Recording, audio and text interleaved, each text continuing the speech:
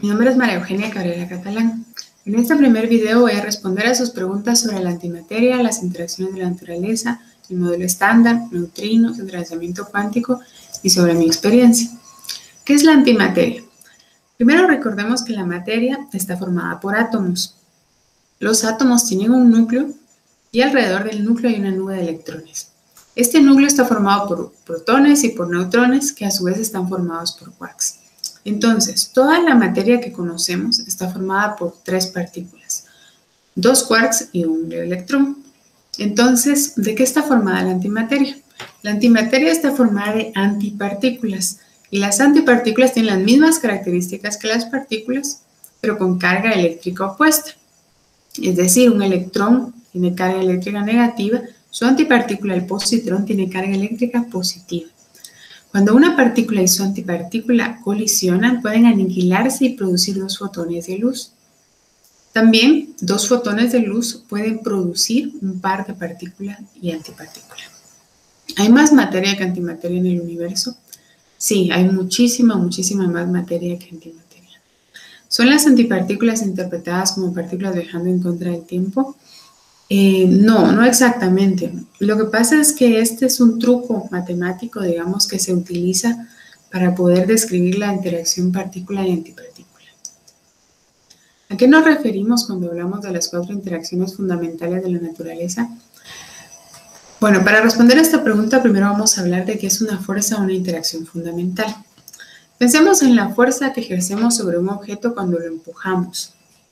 ¿Sí? Si nosotros estamos formados por átomos y el objeto está formado por átomos, ¿qué es lo que realmente pasa cuando tocamos ese objeto? Bueno, esa interacción entre los átomos y las moléculas es de naturaleza electromagnética, es decir, es un tipo de interacción que tienen las partículas que tienen carga eléctrica. Y recordemos que el átomo tiene un núcleo con carga positiva y electrones con carga negativa. De hecho, casi todas las fuerzas con las que estamos familiarizados son de naturaleza electromagnética. Entonces, a este tipo de fuerzas le llamamos fuerzas o interacciones fundamentales. Y la interacción electromagnética es una de ellas. Hay tres interacciones más. La gravedad, con la que estamos muy familiarizados, ¿verdad? Porque nos explica por qué caen los objetos, porque la Luna orbita alrededor de la Tierra y la Tierra alrededor del Sol. La interacción fuerte, que es la que nos explica por qué los protones y los neutrones están confinados en el núcleo y por qué los quarks están confinados en los protones y los neutrones. Esta interacción fuerte es la responsable de que podamos producir energía nuclear. También está la interacción débil, que es la responsable de los decaimientos radioactivos. ¿Cuál es la teoría del universo? Bueno, voy a responder a esta pregunta en dos partes. La primera parte va a ser en este video, donde les voy a hablar del modelo estándar de física de partículas. Este modelo contiene 3 de las 4 interacciones fundamentales de la naturaleza y explica los bloques fundamentales de la materia, es decir, los legos, digamos, con los que está conformada la materia y cómo interactúa entre ellas. Los átomos están formados por estas primeras 3 partículas que vemos acá, estos dos quarks y este electrón. Pero ahora sabemos que hay 12 partículas de este tipo.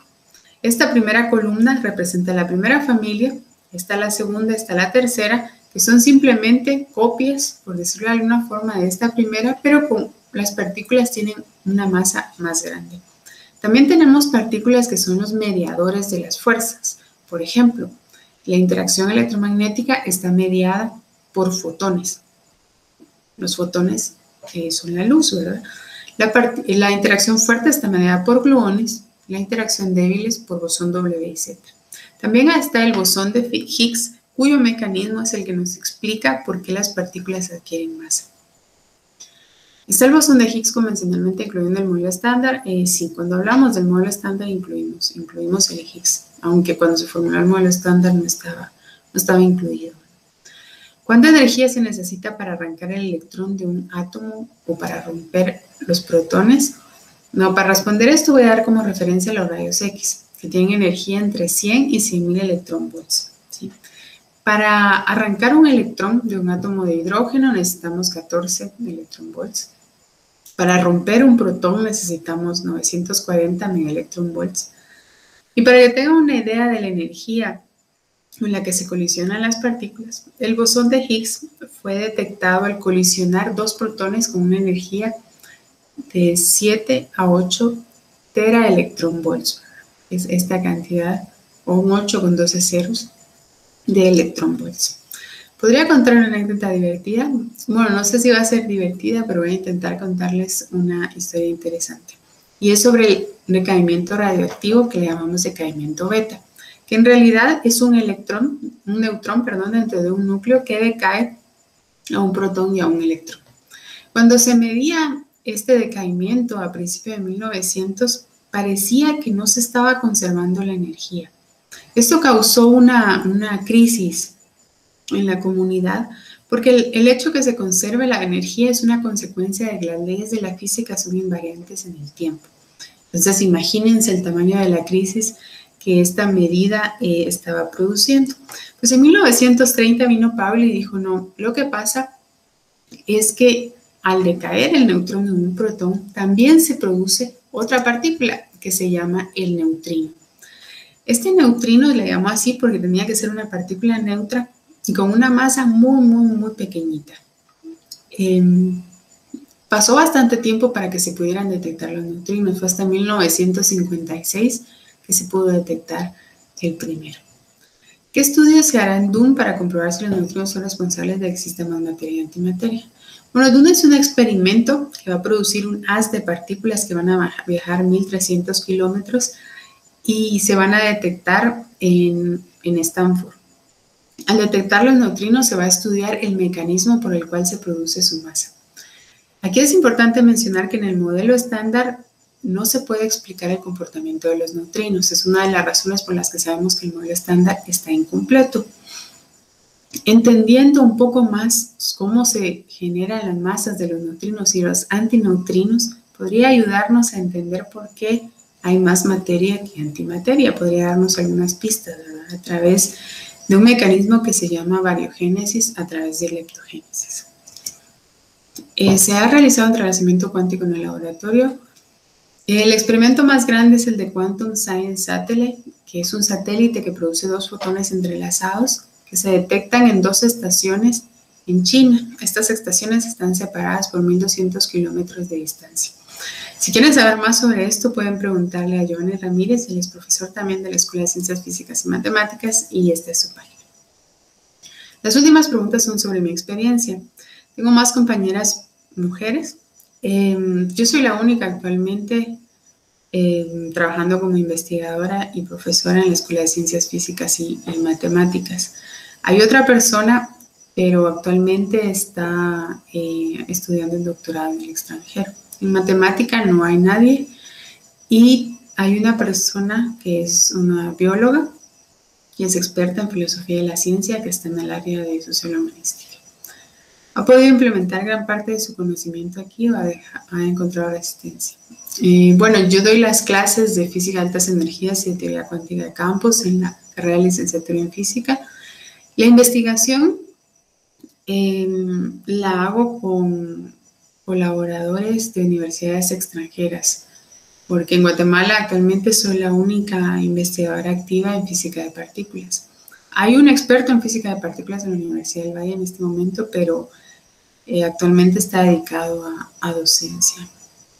¿Te gustaría quedarte en Guatemala o tienes planes de irte fuera? Por el momento el plan es quedarme. ¿Cómo sentiste que fue tu nivel de preparación comparado con el de tus amigos de otros países? Pues al principio sí sentía que estaba bastante por detrás, me costó bastante al principio, pero tuve unos profesores espectaculares y unos compañeros muy buenos a los que les tengo mucho cariño, que me ayudaron a nivelarme. ¿Qué pasos se pueden seguir para ser profesional de física de partículas? Bueno, hay que sacar una maestría en física y un doctorado en física de partículas. Cuando uno termina el doctorado es cuando realmente empieza su trabajo como investigador. ¿Cómo es ser un físico en Guatemala y se recomienda estudiar física? Bueno, ser un físico es bastante emocionante, ¿verdad? Cuando uno se da cuenta que puede entender cómo funciona la naturaleza, es sorprendente, ¿verdad? Muchas veces lo deja uno con la boca abierta. Que si recomendaría estudiar física, pues yo creo que esa es una decisión muy personal, ¿verdad? ¿A qué se dedica un físico y cómo he visto el panorama laboral en Guatemala? Pues un físico se puede dedicar a muchísimas cosas, ¿verdad? Hay muchísimas especialidades. Por ejemplo, puede ser física de partículas, mecánica cuántica, materia condensada, astropartículas, astrofísica, astronomía, también puede ser en el área de ciencias de la Tierra, geofísica, clima, física médica, también puede estar más aplicado a detectores o a instrumentación científica. En Guatemala no hay muchas oportunidades, pero creo que eso no es exclusivo de física, pasa en muchas otras carreras.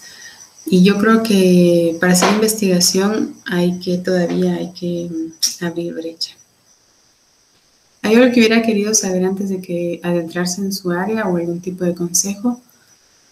Bueno, el consejo que les daría es que no pierdan el tiempo cuestionando su capacidad, ¿verdad? Aquí en Guatemala parece ser bastante común que las personas duden de si son capaces de alcanzar sus metas, ¿verdad?